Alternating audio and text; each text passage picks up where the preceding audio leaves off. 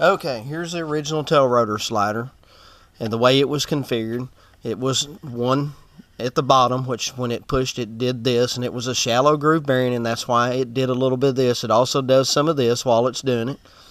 There's the ball bearings, and as it was doing all this rocking motion, it grooves the sliders, flat spots in there.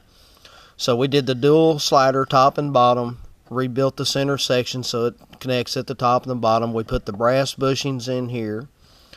And of course, the way the arm works, it allows for sliding back and forth. That allows for the rotation forward and aft as you move the thing back and forth.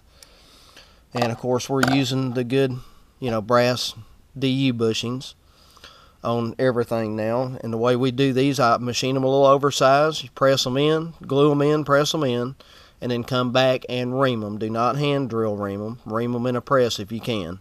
That way everything's good and square.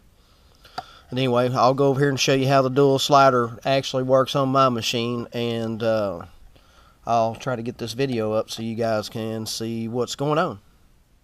Thank you. Alright, here is a look at the dual tail slider.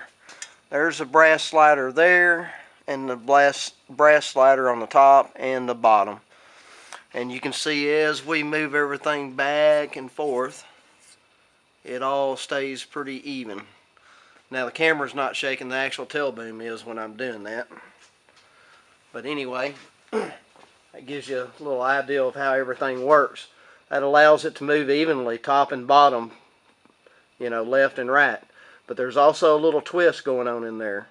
And that's allowing these bushings to move both like this in their carriers, and the rod ends and all that take up the slack, but it's smooth. I mean, it takes no pressure to move that.